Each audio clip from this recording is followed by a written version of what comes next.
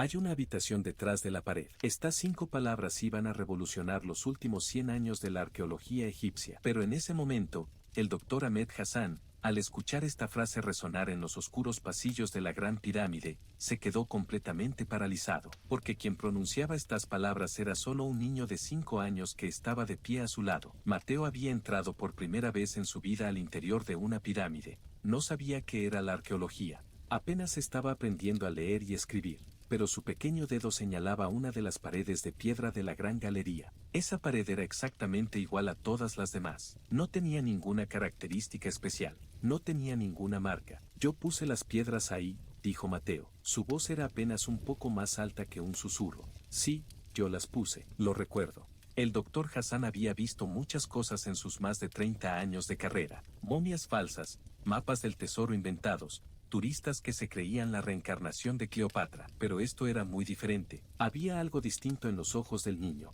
No era la mirada de un niño fantaseando, sino la mirada de alguien que realmente recordaba algo. 3 meses después, cuando se realizó el escaneo con radar de penetración terrestre, se detectó un vacío exactamente detrás del punto que Mateo había señalado. 6 meses después, cuando se envió una cámara de fibra óptica al interior de ese vacío, se encontraron herramientas de construcción que no habían sido tocadas durante 4.500 años. Pero lo más sorprendente no era la existencia de la habitación. Lo más sorprendente era que Mateo sabía mucho más que eso. Mateo describía un sistema de rampas cuya teoría los ingenieros habían desarrollado apenas 2 años antes. Hacía dibujos exactos de las herramientas de cobre encontradas en las aldeas de trabajadores. Explicaba cómo se transportaban bloques de piedra de 70 toneladas, técnicas que la ciencia moderna había tardado décadas en intentar comprender. Hablaba como si hubiera estado allí, como si hubiera levantado esas piedras con sus propias manos, como si morir hace 4.500 años no hubiera borrado su memoria de cómo se construyó el monumento más duradero que la humanidad haya edificado jamás. En 2019, ¿cómo puede un niño de 5 años que vive en uno de los barrios periféricos de El Cairo conocer técnicas de construcción del año 2500 a.C.? ¿Cómo es esto posible? ¿Qué le sucede a la conciencia humana cuando el cuerpo muere, pero el conocimiento permanece? Esta es la historia de Mateo. No olvides suscribirte a este canal donde cuento historias de reencarnación para antes de dormir y activar las notificaciones. Ponte en una posición cómoda para dormir. Serás testigo cercano de esta historia de reencarnación de Mateo. Respira profundamente y relájate. Amira, la madre de Mateo, notó por primera vez algo extraño en su hijo cuando Mateo aún no había cumplido los 5 años. Desde su casa en Giza hasta las pirámides había apenas 3 kilómetros en línea recta. Para Amira, las pirámides eran parte de un paisaje que veía todos los días y que ya ni siquiera notaba. Al igual que las personas que viven junto al mar dejan de escuchar el sonido de las olas porque se convierte en costumbre, ella también había aprendido a ignorar las pirámides. Pero Mateo era diferente. Ese día, regresaban a casa después de comprar pan en una pequeña tienda del barrio. Mateo caminaba junto a su madre, tomado de su mano. De repente se detuvo y apretó la mano de su madre. Amira dio unos pasos más sin darse cuenta de que el niño se había detenido. Luego sintió el leve tirón en su brazo y se dio la vuelta. Mateo estaba mirando las pirámides. O más bien, miraba algo más allá de las pirámides, algo invisible. La expresión en su rostro era algo que Amira nunca había visto antes. Una expresión que no debería estar en el rostro de un niño. Añoranza. Pesada, profunda, del tipo que acumulan los años. Mateo. Cariño, ¿estás bien? El niño no respondió. Sus ojos seguían fijos en las pirámides, sin apartarlos. Yo trabajé allí, dijo. Su voz sonaba extrañamente tranquila y segura. En la grande del medio. Llevaba agua a los hombres que transportaban las piedras. Amira se rió. Los niños imaginan cosas, dicen cosas extrañas.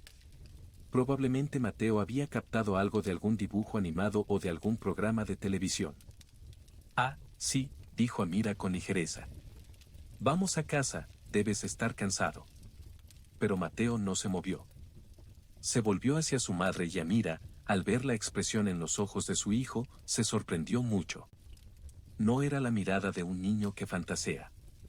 Era la mirada de alguien que recuerda algo. Lo extraño, dijo Mateo en voz baja. Extraño cómo se sentía el sol en mi espalda cuando descansábamos. La sonrisa de Amira se desvaneció de repente. Esas no eran palabras de un niño de 5 años. Sonaban como las palabras de alguien que realmente había vivido algo. Mateo, tú, ¿de dónde sabes estas cosas? El niño se encogió de hombros. No lo sé. Solo lo recuerdo, lo extraño. Esa noche, Amira no pudo dormir. Su esposo Tarek trabajaba hasta tarde. Su pequeño apartamento estaba en silencio. Mateo dormía en su habitación, con esa expresión inocente que tienen los niños cuando duermen. Amira pensó en lo que su hijo había dicho. El calor del sol en la espalda. ¿Eran estas cosas producto de la imaginación de un niño?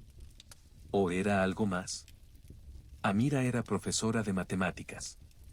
Una mujer lógica, con los pies en la tierra. No creía en supersticiones, en leyendas ni en cosas sobrenaturales. Pero esa mirada en los ojos de su hijo. No podía explicar esa mirada. En las semanas siguientes, las cosas que Mateo recordaba se volvieron más específicas, más técnicas, más imposibles. Una tarde, mientras Amira preparaba la cena en la cocina, Mateo estaba sentado frente al televisor. En la pantalla pasó una breve noticia sobre las pirámides. Fotos de un grupo de turistas, planos generales. Mateo se puso de pie de repente. Está mal, dijo. Su voz sonó cortante y segura. Amira asomó la cabeza desde la cocina. ¿Qué está mal, cariño? Lo que dijo el hombre. Dijo que construimos una rampa por fuera. Pero no es así. La rampa está adentro. Amira frunció el ceño. ¿Qué rampa? Mateo se volvió hacia el televisor, pero la noticia ya había terminado. Miró a su madre con una expresión de impaciencia. La rampa que usábamos para subir las piedras. No se construyó por fuera. Estaba adentro, subiendo en espiral. Movió su mano en el aire en forma de espiral. Así. Como una escalera, pero para trineos. Amira no supo qué decir y se quedó donde estaba. La rampa interior. ¿De dónde había salido eso? Si se hubiera construido por fuera, continuó Mateo, como si estuviera explicando lo más obvio, se necesitaría más piedra para la rampa que para la propia pirámide. No tiene sentido. Esa noche, después de que Mateo se durmió, Amira se sentó frente a la computadora. Escribió en Google teoría rampa interior pirámide.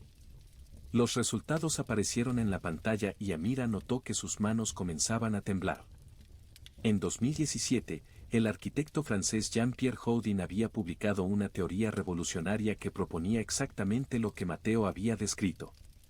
Un sistema de rampas en espiral dentro de la Gran Pirámide. Los escaneos de radiografía de Monet sugerían que Houdin podría tener razón. Pero esta teoría era controvertida. Muchos egiptólogos se oponían a ella. Y lo más importante, esta información no aparecía en fuentes populares. Se encontraba en revistas académicas, publicaciones en francés, conferencias donde discutían los expertos. Mateo nunca había visto un documental así. No había libros sobre pirámides en su casa. El niño ni siquiera sabía leer todavía. ¿De dónde sacaba esta información? Mientras Amira miraba la pantalla, un escalofrío recorrió su columna vertebral. Tenía que haber una explicación lógica. Seguramente había una explicación. Pero no se le ocurría nada. Al día siguiente, Amira decidió poner a prueba a su hijo. Encontró en internet un diagrama simple que mostraba la estructura interna de la pirámide. Borró todas las etiquetas. Solo quedaron líneas y habitaciones, sin nombres, sin explicaciones. Mateo, ven aquí un momento. El niño se acercó a la mesa de la cocina. Amira puso el papel frente a él. ¿Sabes qué es esto? Mateo miró el diagrama. Una expresión de reconocimiento apareció en su rostro. El interior de la Gran Pirámide, dijo de inmediato. Bien, ¿puedes mostrarme esto? Amira señaló un punto al azar. Mateo se inclinó y examinó el diagrama. Luego comenzó a llevar su dedo a diferentes puntos. Esto es la cámara del rey. Esto es la cámara de la reina. Esto es la gran galería, tiene un techo muy alto. Su dedo señaló un pequeño conducto. Este es el conducto estelar. Apunta al cinturón de Orión. Lo alineamos usando las estrellas por la noche. El corazón de Amira se aceleró. ¿El cinturón de Orión? ¿De dónde sabía eso un niño de 5 años? Pero Mateo no se detuvo. Tomó un papel en blanco y comenzó a garabatear. Las líneas eran temblorosas e irregulares, dibujadas con las habilidades motoras de un niño. Pero la forma que emergía. Amira contuvo la respiración. Mateo estaba dibujando un mapa aproximadamente correcto del complejo de la pirámide. La pirámide principal, el templo del valle, la calzada, la aldea de los trabajadores. Las posiciones de todos ellos en relación unos con otros eran aproximadamente correctas. Y luego, el niño añadió una línea ondulada en un lugar del mapa. Este es el río Nilo, dijo. Antes estaba más cerca que ahora. Traíamos las piedras en barcos. Las manos de Amira temblaban. Sabía que el río Nilo había migrado a lo largo de los siglos y que durante el reino antiguo fluía mucho más cerca de las pirámides. Pero nunca le había contado esto a su hijo. Nadie se lo había contado. Esa noche, Amira mostró los dibujos de Mateo a una colega que era profesora de historia. Los ojos de la mujer se abrieron como platos. ¿De dónde sacaste esto? Lo dibujó mi hijo. ¿Tu hijo de 5 años? Sí. La colega miró el papel durante largo rato. Las proporciones eran toscas, las líneas irregulares, era evidente que había sido hecho por la mano de un niño. Pero la disposición era correcta. Demasiado correcta. Necesitas hablar con alguien, dijo finalmente la mujer. Con alguien que estudie esto seriamente. Porque esto no es normal. Amira, mientras investigaba en internet, encontró el nombre del Dr. Ahmed Hassan. Profesor de egiptología en la Universidad de El Cairo. Especialidad, técnicas de construcción del periodo del Reino Antiguo. Una figura que había publicado docenas de artículos académicos sobre cómo se construyeron las pirámides. Amira escribió un correo electrónico al profesor. Envió fotos de los dibujos de Mateo y un resumen escrito de las cosas que su hijo había dicho. Se sentía como una tonta. Lo más probable era que el profesor no la tomara en serio. O que amablemente le dijera que el niño probablemente había captado algo de la televisión. Pero la respuesta llegó en 48 horas. El correo contenía una sola frase. Necesito reunirme con este niño inmediatamente. El Dr. Ahmed Hassan llegó al modesto apartamento de Amira una tarde de jueves de abril de 2019. Era un hombre serio, de unos 50 años. Su barba gris estaba cuidadosamente recortada.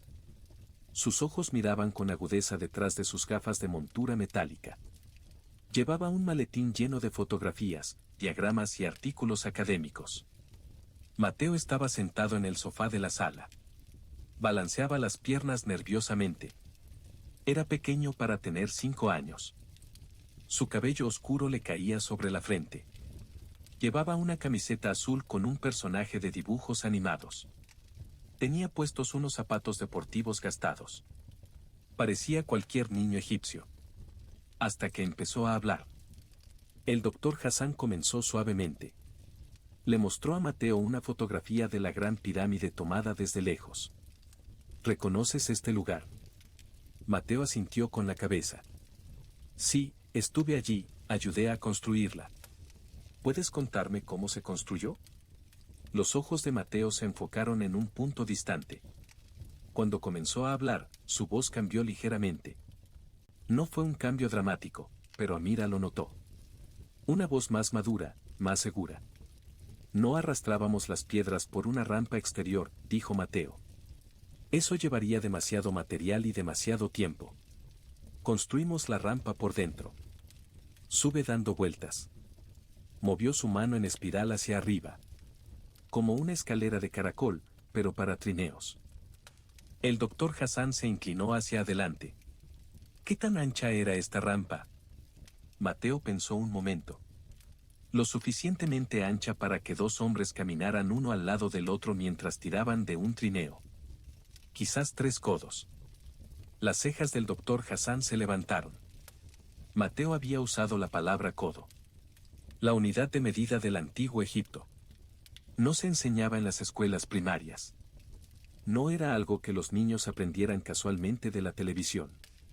¿Dónde aprendiste esa palabra?, preguntó el doctor Hassan. ¿Qué palabra? Codo. Mateo parecía confundido. No lo sé. Simplemente lo sé. Así lo llamábamos. El doctor Hassan sacó un diagrama que mostraba diferentes teorías sobre cómo se construyeron las pirámides. Señaló uno que mostraba una enorme rampa en espiral alrededor del exterior de la pirámide.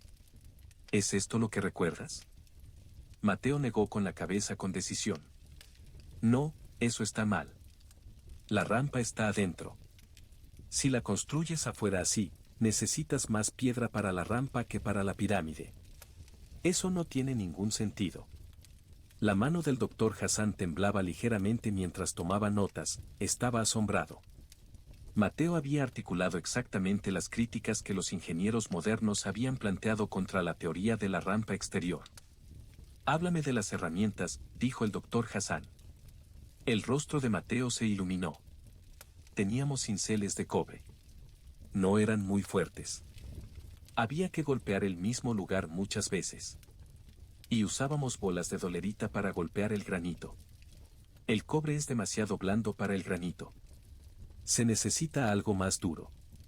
El doctor Hassan cerró los ojos y reflexionó. Las herramientas de cobre y las bolas de dolerita eran exactamente lo que los arqueólogos habían encontrado en los sitios de construcción de las pirámides. Estos no eran conocimientos que se enseñaran en las escuelas. Eran detalles que principalmente solo conocían los expertos. ¿Cómo movían los bloques pesados?, preguntó el doctor Hassan, manteniendo cuidadosamente neutral su tono de voz. Agua, dijo Mateo simplemente. Vertíamos agua sobre la arena delante del trineo. La arena se compacta más, es más fácil tirar. Sin agua, el trineo se hunde en la arena seca y se atasca. Con agua, se desliza. El doctor Hassan se recostó, en estado de shock. En 2014, físicos de la Universidad de Ámsterdam habían publicado un estudio experimental que demostraba exactamente lo que Mateo describía. Los antiguos egipcios probablemente usaban agua para reducir la fricción al mover cargas pesadas sobre la arena. La evidencia de esta técnica se veía en una pintura de una tumba que mostraba a una persona vertiendo líquido frente a un trineo que transportaba una estatua colosal. El estudio se había publicado en una revista de física. No era ciencia popular. No había sido cubierto ampliamente en los medios de comunicación. Pero este niño egipcio de 5 años describía la técnica como si él mismo la hubiera practicado. Mateo, dijo el doctor Hassan cuidadosamente. ¿Cómo sabes todo esto? Mateo lo miró con ojos que parecían demasiado viejos para su edad. Lo recuerdo, dijo en voz baja. Recuerdo haber estado allí. Recuerdo que mi nombre era diferente. Recuerdo el olor del Nilo al amanecer. Recuerdo el sabor del pan que nos daban al mediodía. Recuerdo observar las estrellas por la noche para asegurarme de que los pasajes apuntaran en la dirección correcta. Lo recuerdo todo. Amira se secó las lágrimas de los ojos. Había escuchado a su hijo decir estas cosas antes, pero escucharlo decirlas a un profesor de egiptología hacía que todo pareciera más real, más innegable. El doctor Hassan sacó otra fotografía. Esta mostraba una sección de la gran galería. El enorme corredor con paredes de ménsulas que se elevaban casi 9 metros de altura. ¿Reconoces este lugar? Mateo examinó la foto. Luego señaló un punto específico en la pared. Hay una puerta ahí, dijo. El doctor Hassan frunció el ceño. ¿Una puerta? ¿Dónde? Detrás de la pared del lado derecho, aproximadamente a media altura. Hay una habitación detrás. La usábamos para guardar herramientas durante la construcción. Después de terminar, la sellamos. El doctor Hassan anotó la ubicación que Mateo indicó. No le dijo al niño que los arqueólogos modernos no tenían registro de tal habitación. Era una información enorme. Solo asintió con la cabeza y siguió haciendo preguntas. Pero al día siguiente, el doctor Hassan contactó a sus colegas en el Ministerio de Antigüedades. les contó lo que Mateo había dicho. Solicitó permiso para realizar un escaneo con radar de penetración terrestre en la sección específica de la pared que el niño había identificado. El permiso llegó exactamente 3 semanas después. Esto podría ser un gran descubrimiento. En una brillante mañana de mayo de 2019, un equipo de ingenieros equipados con equipo portátil de radar de penetración terrestre llegó a la Gran Pirámide. Se detuvieron frente a ella, todos emocionados. El doctor Hassan estaba allí. Amira estaba allí, sosteniendo firmemente la mano de Mateo. Funcionarios del Ministerio de Antigüedades observaban con expresiones escépticas. Mateo se encontraba en la gran galería, entre bloques de piedra caliza antiguos que habían permanecido en pie durante 45 siglos. Ese día no se permitió la entrada de turistas a esta sección. Solo estaba presente el equipo de investigación. «Muéstranos exactamente dónde está», dijo el doctor Hassan.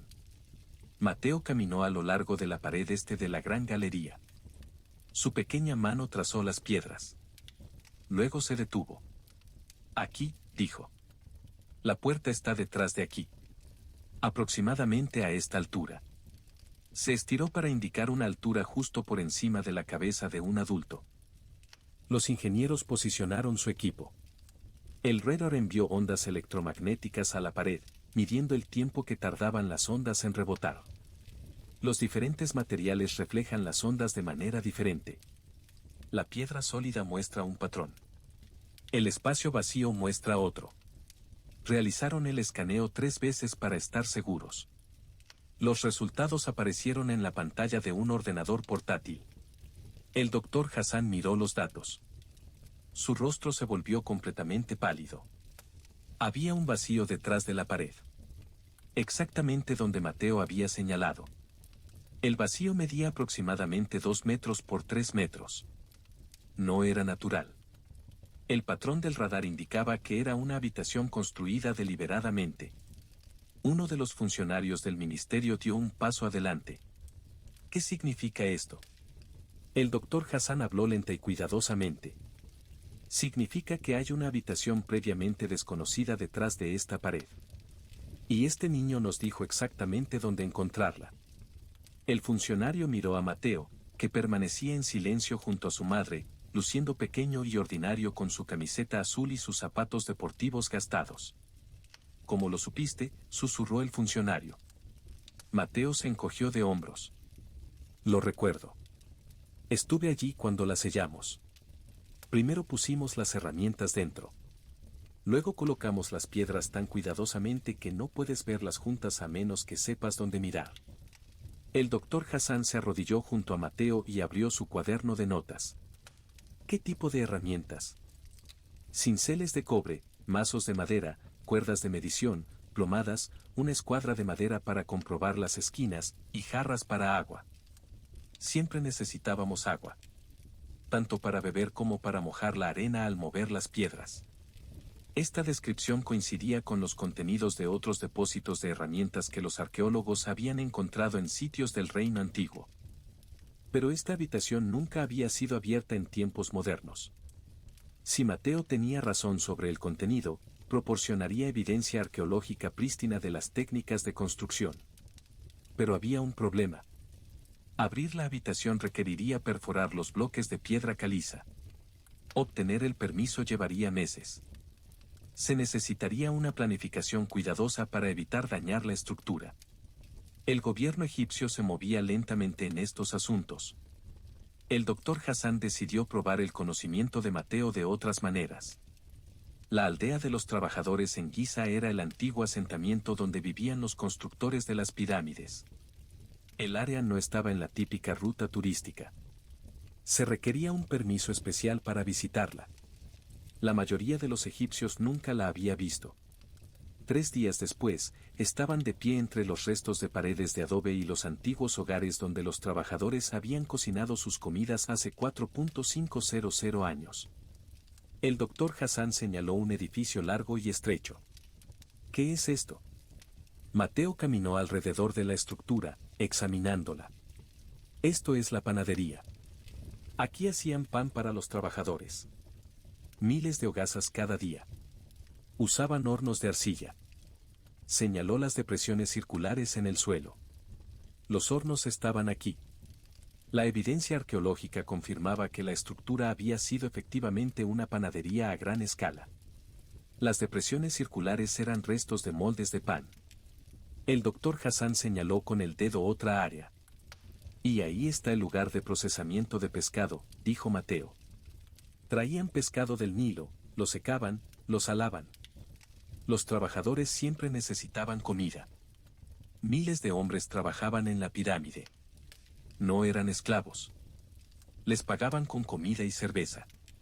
Mi ración era suficiente para alimentar a mi familia. Las notas del doctor Hassan se extendieron. Mateo estaba describiendo el consenso arqueológico actual sobre los trabajadores de las pirámides. Que no eran esclavos, que eran trabajadores asalariados. Estos recuerdos mostraban que estaban bien alimentados. Carne de res, pescado, pan y cerveza. Esta información provenía de años de excavación y análisis de huesos de animales y restos de comida. No era conocimiento común entre el público egipcio. Háblame del día de trabajo, ¿qué hacían?, dijo el doctor Hassan. Mateo se sentó en un muro bajo, con las piernas colgando. Miró hacia las pirámides que se elevaban contra el cielo azul. Trabajábamos cuando hacía fresco. Temprano en la mañana, tarde en la tarde. Durante las horas más calurosas del día descansábamos a la sombra. Algunos hombres cantaban. Algunos jugaban con piedras y palos. A mí me gustaba observar a los astrónomos. Revisaban las estrellas cada noche. La pirámide tenía que estar perfectamente alineada. Norte, sur, este, oeste. Si la alineación está mal, todo está mal. El doctor Hassan sacó una brújula. Muéstrame el norte. Mateo señaló inmediatamente. Su dedo apuntaba casi exactamente al norte verdadero, no al norte magnético, sino al verdadero. La diferencia en Egipto es sutil, pero Mateo había señalado la dirección correcta sin dudar. ¿Cómo sabes dónde está el norte? Por las estrellas, por observar el sol. Cuando pasas cada día comprobando la alineación, empiezas a sentirlo. Simplemente lo sabes. En aquel entonces lo disfrutaba mucho. Pasaron 3 horas en la aldea de los trabajadores ese día. Mateo identificó las estructuras por su función. Describió la organización social de los equipos de trabajo. Habló de las rotaciones donde diferentes equipos trabajaban durante 3 o 4 meses antes de ser reemplazados por trabajadores frescos de otras partes de Egipto. Todo lo que dijo coincidía con los hallazgos arqueológicos publicados en revistas académicas durante las últimas 2 décadas. Nada de esto se enseñaba en las escuelas egipcias. Nada de esto aparecía en los medios populares. Pero Mateo hablaba de ello tan naturalmente como cualquier niño hablaría de su rutina diaria en la escuela. Cuando el sol comenzó a ponerse y las largas sombras cayeron sobre las piedras antiguas, el doctor Hassan hizo una última pregunta. Mateo, ¿qué te pasó? ¿Cómo moriste? ¿Lo recuerdas? La expresión de Mateo se entristeció. Su rostro decayó. Por primera vez ese día parecía un niño al que le habían preguntado algo doloroso. No recuerdo la muerte, dijo en voz baja. Solo recuerdo que un día estaba muy cansado. Más cansado de lo normal. Me dolía el pecho. Era difícil respirar. Me dormí y luego estaba en otro lugar. No un lugar con tierra y cielo. Algo diferente. Y después, más tarde, estaba aquí en esta vida. Con mi mamá. Miró a Amira, quien lloraba en silencio. Me alegro de haber vuelto, dijo Mateo. Extrañaba estar vivo. Extrañaba el sol y las estrellas. Y extrañaba mucho la sensación de construir algo que duraría para siempre. El doctor Hassan sabía que el caso de Mateo necesitaba ser documentado más allá de simples entrevistas. Necesitaba probar el conocimiento del niño de maneras que eliminaran cualquier posibilidad de exposición previa a la información. Se puso en contacto con Jean-Pierre Houdin, el arquitecto francés cuya teoría de la rampa interna Mateo había descrito sin saberlo. Houdin había pasado una década desarrollando su hipótesis usando modelado computacional tridimensional y análisis arquitectónico. Su trabajo había sido publicado en revistas académicas francesas y presentado en conferencias especializadas. No estaba disponible en árabe. No había sido simplificado para audiencias populares. El Dr. Hassan envió a Houdin una grabación de video de Mateo describiendo el sistema de rampa interna. No le dijo que el hablante era un niño de 5 años. Solo pidió una evaluación profesional de la precisión de la descripción. La respuesta de Houdin llegó 3 días después. Tenía 2 páginas de largo. La conclusión era inequívoca. La descripción proporcionada coincide con mi hipótesis con una precisión notable. El hablante comprende no solo el concepto general, sino la lógica de ingeniería detrás de él. La mención de los 3 codos de ancho es particularmente significativa, ya que esta es la dimensión mínima requerida para el mecanismo de giro que propuse en las esquinas de la pirámide. Quien proporcionó esta descripción ha estudiado mi trabajo extensamente o posee conocimiento independiente de la estructura interna. Cuando el Dr. Hassan reveló que el hablante era un estudiante de primer grado de Giza que no hablaba francés y nunca había visto las publicaciones de Houdin, el arquitecto solicitó inmediatamente una videollamada. La llamada tuvo lugar un sábado por la mañana. Mateo se sentó frente a un ordenador portátil mientras el Dr. Houdin, hablando a través de un traductor, le mostraba imágenes generadas por computadora de la teoría de la rampa interna. ¿Es esto lo que recuerdas? Mateo examinó el modelo tridimensional que rotaba en la pantalla. Luego señaló una sección cerca de la esquina de la pirámide. Esa parte está bien, dijo. Pero el ángulo está un poco mal. Necesita ser menos empinado ahí para que los trineos puedan girar. Si es demasiado empinado, las cuerdas se romperán cuando el peso se desplace. Houdin ajustó el modelo según la sugerencia de Mateo. El ángulo modificado mejoró la ventaja mecánica del sistema. Houdin no había considerado esta mejora en su teoría original. Tiene razón, dijo Houdin, con la voz ahogada por la emoción. El ángulo más suave en los giros reduciría la tensión en las cuerdas. Esta es una perspectiva de ingeniería que pasé por alto. El Dr. Hassan documentó todo. Las grabaciones de video, las transcripciones, los dibujos técnicos que Mateo producía cuando le daban papel y lápices. Los bocetos del niño eran toscos, dibujados con las habilidades motoras de un niño de 5 años, pero los conceptos que representaban eran sofisticados. A continuación, el Dr. Hassan organizó para que Mateo conociera al Dr. Mark Lehner, el arqueólogo estadounidense que había pasado 40 años excavando la meseta de Giza. Lehner había descubierto y mapeado la aldea de los trabajadores, las panaderías, los talleres de cobre donde se fabricaban las herramientas. El Dr. Lehner no hablaba árabe. La conversación se realizó a través de un traductor, pero el conocimiento técnico trasciende las barreras del idioma.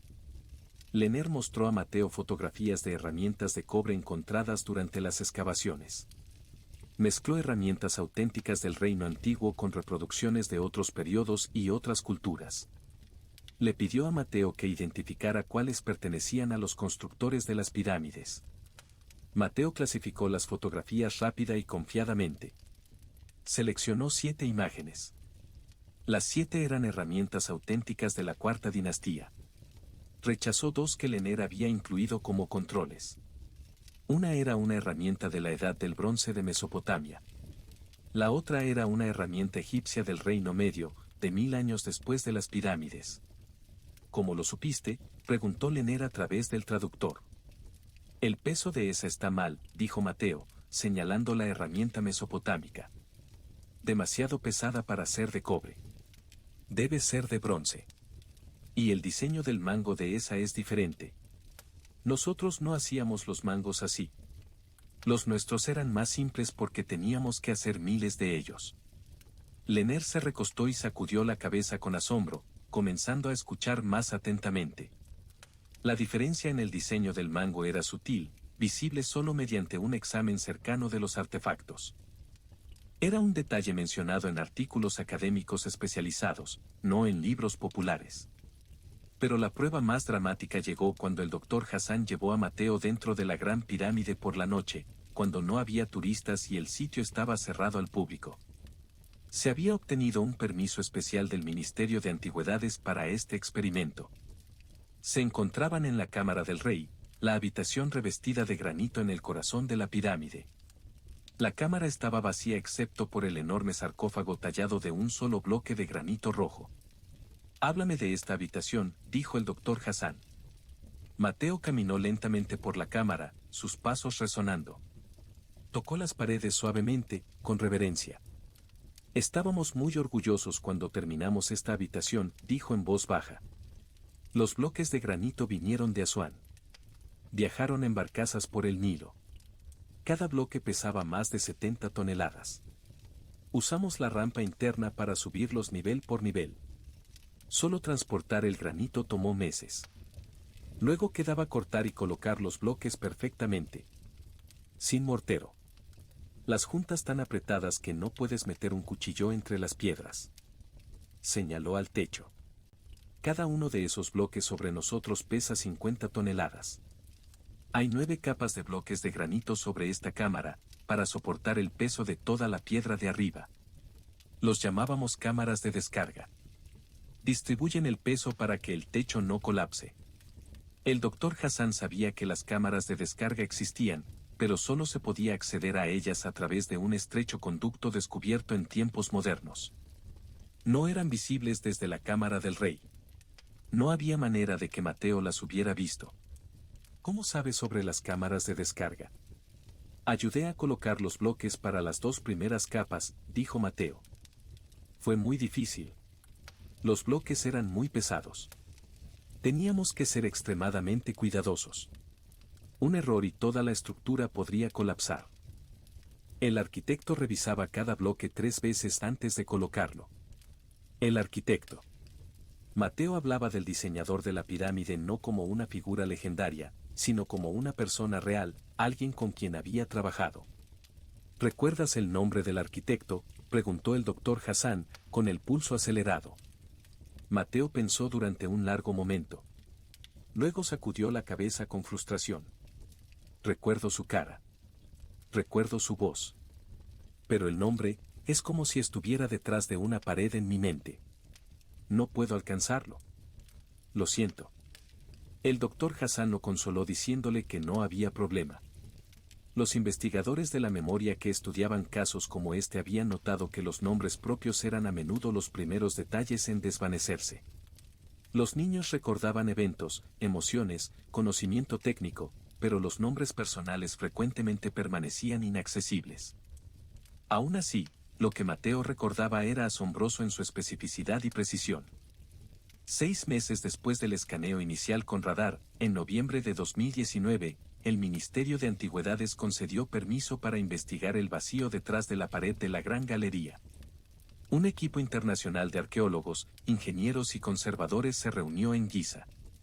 No se permitió la entrada a los medios de comunicación. El gobierno egipcio quería verificar el descubrimiento antes de hacer cualquier anuncio público. Utilizaron una cámara de fibra óptica insertada a través de un pequeño agujero perforado en la piedra caliza. El agujero tenía solo 3 centímetros de diámetro, lo suficientemente pequeño como para ser reparado sin daño visible al monumento. El doctor Hassan estaba allí. Amira y Mateo estaban allí, de pie nerviosamente a un lado mientras comenzaba la perforación. El sonido del taladro con punta de diamante resonó en la gran galería. Cuando el taladro atravesó hacia el espacio vacío, se contuvo una respiración colectiva. El cable de fibra óptica fue introducido por el agujero. La cámara en su punta entró en la habitación secreta. Las imágenes aparecieron en la pantalla de un monitor. La habitación era pequeña, aproximadamente 2 metros por 3 metros, tal como había indicado el radar. El techo era bajo. Y allí, yaciendo en el suelo de la cámara exactamente como habían sido dejadas hace 45 siglos, había herramientas de construcción. Cinceles de cobre. Mazos de madera, la madera oscurecida con el tiempo pero todavía intacta en el aire seco. Cuerdas de medición enrolladas en la esquina. Jarras de arcilla, algunas rotas, algunas todavía enteras. Una escuadra de madera usada para comprobar la alineación de las esquinas. Mateo había tenido razón en todo. Uno de los funcionarios egipcios se volvió para mirar al niño. ¿Cómo?, susurró. ¿Cómo es esto posible? Mateo solo miraba la pantalla del monitor, con una pequeña sonrisa en su rostro. Les dije que guardábamos herramientas allí, dijo. Recuerdo haber puesto yo mismo algunas de esas jarras en la habitación. Las usábamos para transportar agua del Nilo. El agua hacía más fácil trabajar con la arena al mover las piedras. Las manos del doctor Hassan temblaban mientras tomaba notas. Esto no era una suposición afortunada. Esta no era información disponible en ningún libro o documental. Este era conocimiento que solo podía venir de la experiencia directa. El contenido de la habitación fue catalogado cuidadosamente. Cada artefacto fue fotografiado en su lugar antes de ser retirado para análisis. Los cinceles de cobre mostraban patrones de desgaste consistentes con el uso en piedra caliza. Las herramientas de madera estaban hechas de acacia, un árbol común en el antiguo Egipto. La cerámica coincidía con los estilos de la cuarta dinastía. La datación por radiocarbono de los artefactos de madera confirmó su antigüedad, aproximadamente 4.500 años, consistente con el reinado del faraón Keops, durante cuyo gobierno se construyó la Gran Pirámide. Pero el descubrimiento más notable aún estaba por llegar. En una de las paredes de la habitación, los arqueólogos encontraron algo inesperado. Un dibujo grabado en la piedra caliza con una punta de cobre. Era tosco, simple, pero inconfundible. Un diagrama del sistema de rampa interna en espiral que ascendía a través de la estructura de la pirámide. Junto al diagrama había texto jeroglífico. Breve, informal, el tipo de nota que un trabajador podría dejar para otros. El doctor Hassan lo tradujo inmediatamente. El camino hacia arriba para que no olvidemos. Una nota de construcción dejada por trabajadores antiguos como recordatorio del método de construcción que estaban usando. Y representaba exactamente el sistema que Mateo había descrito, el sistema que Jean-Pierre Houdin había teorizado, el sistema que los ingenieros modernos apenas estaban comenzando a entender. Cuando las fotografías del dibujo de la pared fueron enviadas a Houdin en Francia, el arquitecto lloró. Había pasado 20 años desarrollando su teoría, enfrentando el escepticismo y las críticas de los egiptólogos tradicionales. Ahora, un dibujo de pared de 4.500 años de antigüedad le había dado la razón. Y un niño de 5 años lo había sabido todo de antemano. La División de Estudios Perceptuales de la Universidad de Virginia había estado investigando casos de memorias de vidas pasadas en niños durante más de 60 años. Su base de datos contenía más de 2.500 casos que mostraban patrones similares al de Mateo. El doctor Hassan compartió la documentación de Mateo con los investigadores estadounidenses. Sus hallazgos fueron sorprendentes. Los patrones eran consistentes. Los niños generalmente comenzaban a hablar entre los 2 y los 5 años. Los recuerdos comenzaban a desvanecerse alrededor de los 6 o 7 años. Los niños frecuentemente describían apegos emocionales de sus vidas anteriores. Muchos detalles reportados podían ser verificados a través de investigación independiente. Pero el caso de Mateo era único en un aspecto, la distancia temporal. La mayoría de los casos documentados involucraban vidas pasadas del siglo anterior. Mateo afirmaba recordar hace 4.500 años. Esta situación era imposible. Y su conocimiento era consistentemente verificado por los hallazgos arqueológicos modernos. Se consideraron explicaciones convencionales. ¿Criptomnesia? ¿Información olvidada adquirida a través del aprendizaje subconsciente? Pero los detalles técnicos específicos que Mateo describía no estaban disponibles en ninguna fuente dirigida a niños. ¿Influencia familiar? Pero ni Amira ni su esposo Tarek tenían antecedentes en arqueología. No había libros sobre el tema en su casa. ¿Coincidencia? Pero la probabilidad estadística de las suposiciones correctas, especialmente el hallazgo de la habitación secreta, era astronómicamente baja. El equipo de la Universidad de Virginia concluyó con un lenguaje cuidadoso. El conocimiento exhibido por el sujeto no puede ser explicado por medios convencionales. Mecanismos desconocidos de transferencia de información deben ser considerados como parte de la explicación. Los científicos evitaban usar términos no científicos.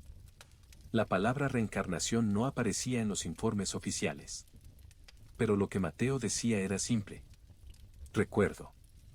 Estuve allí. Recuerdo mi vida anterior. Cuando Mateo cumplió 6 años, sus recuerdos comenzaron a desvanecerse. Este era un patrón típico en casos verificados. A medida que los niños crecían, los recuerdos de vidas pasadas se borraban gradualmente, reemplazados por nuevos recuerdos de experiencias cotidianas. Amira notó que su hijo a veces intentaba hablar de la pirámide pero no encontraba las palabras. Había algo allí, decía Mateo, frunciendo el ceño. Algo importante. Pero ahora no lo recuerdo claramente. El doctor Hassan organizó unas últimas entrevistas para documentar todo lo que aún era accesible. Una tarde, se sentaron en una colina con vista a la meseta de Giza. Las pirámides brillaban con un color dorado bajo el sol del oeste. ¿Qué recuerdas?, preguntó el doctor Hassan. Mateo se concentró. Había una expresión de esfuerzo en su rostro. Recuerdo el calor del sol, dijo lentamente. El olor de las piedras. Estar cansado pero feliz. Ser parte de algo, algo duradero. Miró a las pirámides. Recuerdo esto. Que lo construí. Pero ¿cómo? Ya no estoy seguro. El doctor Hassan asintió. Estaba presenciando un fenómeno documentado, el desvanecimiento natural de los recuerdos de vidas pasadas de la infancia. ¿Te entristece?, preguntó. Mateo pensó. Un poco, dijo. Es como despertar de un sueño. Sabes que fue hermoso, pero los detalles se van. Sonrió a las pirámides. Pero eso todavía está ahí. Lo que construí sigue en pie. Quizás no importa que recuerde. Lo que importa es lo que hice. Amira se sentó junto a su hijo, con el brazo sobre su hombro. Eres un niño especial, dijo en voz baja. Mateo negó con la cabeza. Todos son especiales, dijo. Quizás todos recuerdan. Pero no se dan cuenta.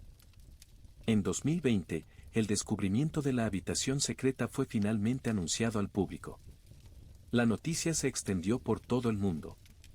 Revistas de arqueología, sitios de noticias científicas, programas de televisión contaron la historia. Pero un detalle se mantuvo en secreto, cómo se había hecho el descubrimiento. El gobierno egipcio no declaró explícitamente que un niño de 5 años los había guiado hasta la habitación. El anuncio oficial hablaba de un escaneo sistemático con radar. El doctor Hassan no objetó. El mundo académico no estaba preparado para tales afirmaciones. La evidencia existía, pero la comunidad científica se movía lentamente. El caso de Mateo fue añadido a la base de datos confidencial de la Universidad de Virginia, preservado para que futuros investigadores lo examinaran. Jean-Pierre Houdin publicó un nuevo libro que incluía la teoría de la rampa interna. En el libro, presentó el dibujo de la pared en la habitación secreta como evidencia. En una página del libro, había un agradecimiento cifrado. A mi pequeño guía que conocía la verdad antes que yo. Cuando Mateo cumplió 7 años, había olvidado casi por completo sus días en la pirámide. Iba a la escuela. Jugaba fútbol con sus amigos. Era bueno en matemáticas y ciencias. Vivía una infancia normal.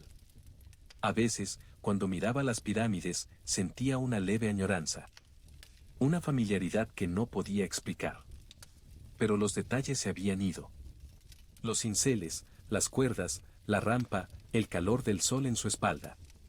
Todo se había borrado como las huellas borrosas que quedan después de despertar de un sueño. Amira guardaba las grabaciones de video. Un día, cuando Mateo fuera mayor, se las mostraría. Hasta entonces, dejó que su hijo viviera una vida normal.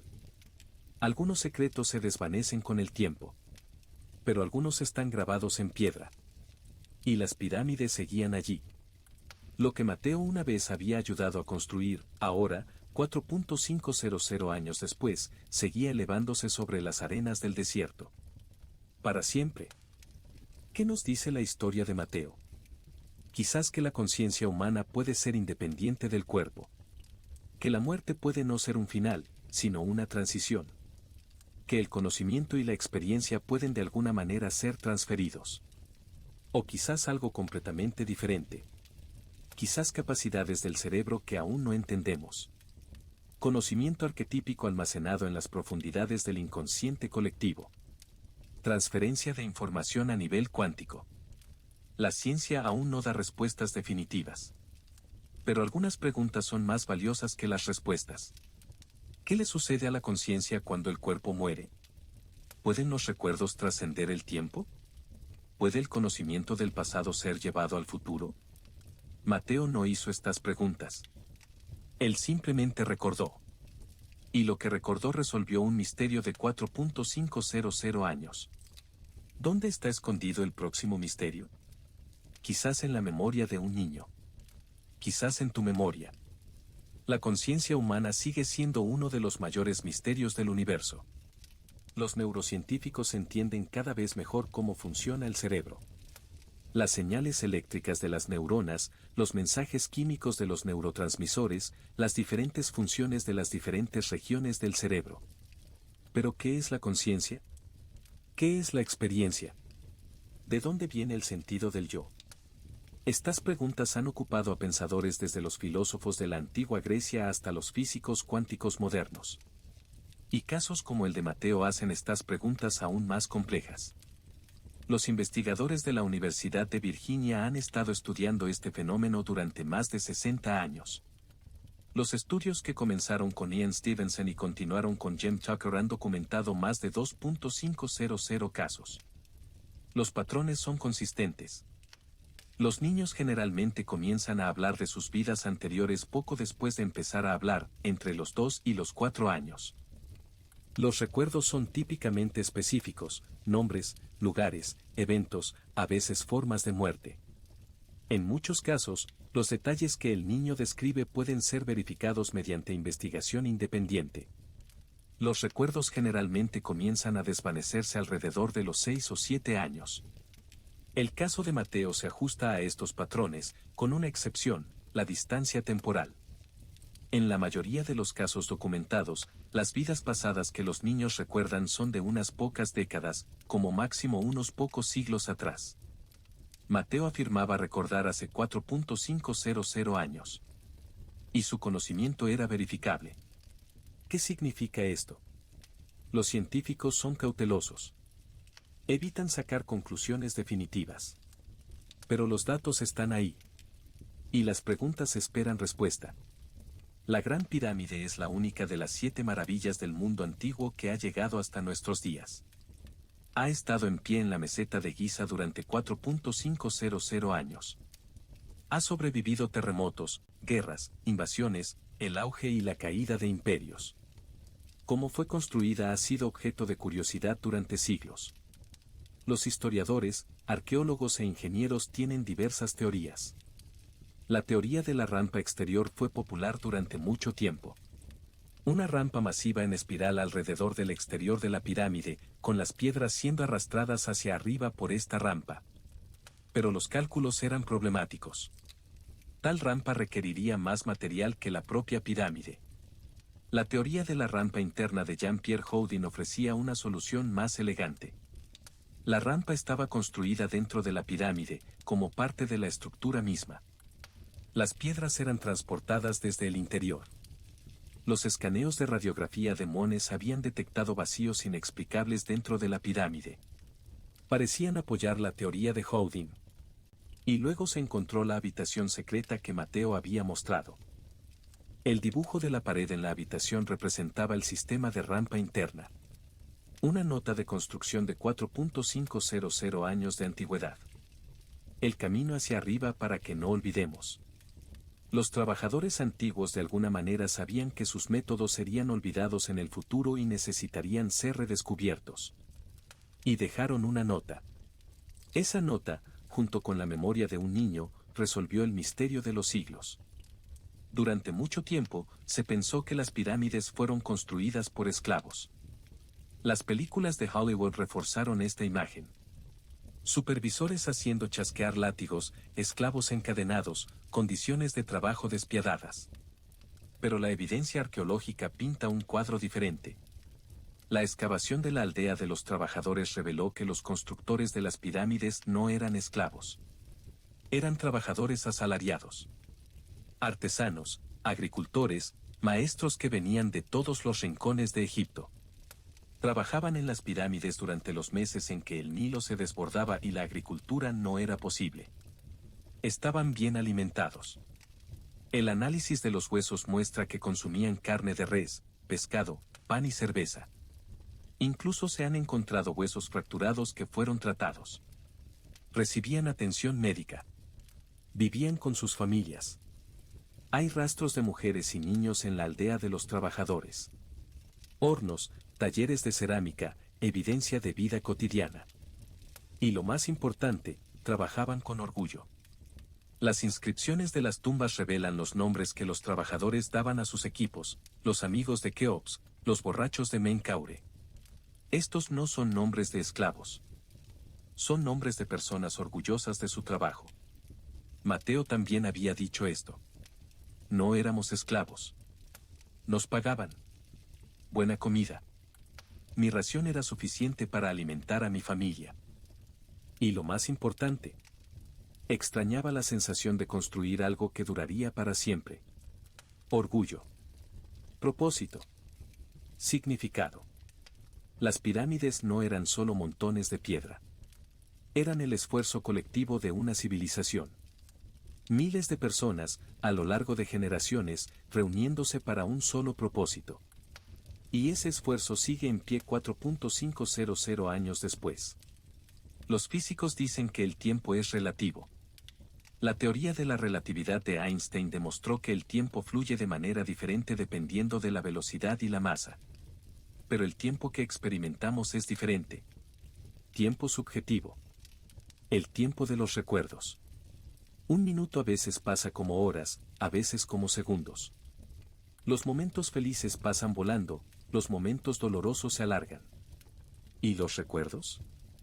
Los recuerdos se deterioran con el tiempo. Cambian. Se reconstruyen. Cuando recuerdas un evento de hace 5 años, en realidad no estás recordando ese evento, sino la última vez que lo recordaste. Cada recuerdo cambia un poco la memoria. Pero algunos recuerdos parecen diferentes. Los recuerdos traumáticos, por ejemplo, pueden quedar congelados como una memoria flash. Vívidos, detallados, sin cambios incluso años después. ¿Y los recuerdos de vidas pasadas en niños como Mateo? Estos también entran en una categoría diferente. Los niños típicamente cuentan sus recuerdos con gran certeza. Los detalles son específicos, verificables, mucho más sofisticados de lo esperado para la edad del niño. ¿Pero de dónde vienen estos recuerdos? ¿De dentro del cerebro? ¿De fuera del cerebro? ¿Está la conciencia ligada al cerebro, o el cerebro recibe la conciencia, como un receptor de radio recibe ondas? Estas preguntas rondan los límites de la ciencia. Y casos como el de Mateo empujan esos límites. Por supuesto que hay escépticos. La teoría de la criptomnesia sugiere que los niños pueden haber adquirido información subconscientemente. Información de un programa de televisión, de una conversación, de un libro, enterrada en el subconsciente y emergiendo como un recuerdo de vida pasada. La teoría de la lectura en frío afirma que los niños captan señales de su entorno y dan respuestas que se ajustan a las expectativas. La teoría de la fantasía dice que algunos niños tienen imaginaciones hiperactivas y experimentan sus ficciones como reales.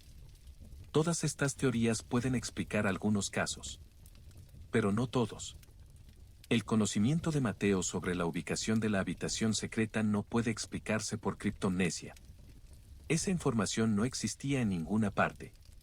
Su corrección de la teoría de Howding no puede explicarse por lectura en frío. El niño detectó un detalle de ingeniería que incluso un experto había pasado por alto. Su distinción de las herramientas de la cuarta dinastía de las demás no puede explicarse por fantasía. Esto requería conocimiento especializado. El escepticismo es saludable. El pensamiento crítico es importante. Pero el escepticismo dogmático, el cierre a nuevas posibilidades, puede obstaculizar el progreso de la ciencia. Muchos de los mayores descubrimientos científicos fueron una vez rechazados como imposibles o absurdos. La idea de que los continentes se mueven fue ridiculizada. La idea de que las bacterias causan enfermedades fue rechazada. La idea de que el tiempo es relativo fue considerada incomprensible. Quizás también hay cosas sobre la conciencia y la memoria que aún no entendemos. Quizás casos como el de Mateo están abriendo la puerta a una nueva comprensión. La historia de Mateo, más allá de los detalles técnicos, hace preguntas más profundas. ¿Por qué estamos aquí? ¿Cuál es el significado de lo que hacemos? ¿Qué queda después de la muerte? Mateo, como un niño de 5 años, no da las respuestas a estas preguntas. Pero con su vida muestra algo. El valor de construir algo duradero. Ya sea una pirámide de piedra, una familia, una comunidad, una idea. El poder de lo que las personas pueden lograr trabajando juntas. Y quizás lo más importante, que la conciencia y la experiencia pueden tener un valor más allá de la materia. Las pirámides han estado en pie durante 4.500 años. ¿Pero los recuerdos de los trabajadores que las construyeron? Quizás ellos también, de alguna manera, han sobrevivido. En la memoria de Mateo. Y ahora, a través de esta historia, en tu mente. Mateo ahora es un niño normal. Va a la escuela, juega con sus amigos, sueña con su futuro. No recuerda sus días en la pirámide. Pero a veces, cuando mira la meseta de Giza, viene un sentimiento que no puede explicar. Familiaridad. Conexión. Orgullo. Como un eco de un sueño lejano. Amira guarda las grabaciones de video. Un día, cuando Mateo sea mayor, se las mostrará. Fuiste un niño especial, le dirá. Sabías cosas especiales. Y Mateo quizás mirará con asombro. A su propia cara pequeña, a su propia voz pequeña, contando secretos de 4.500 años. O quizás simplemente sonreirá. Porque lo importante no es recordar. Lo importante es haber sido parte de algo una vez. De algo duradero. De algo que durará para siempre.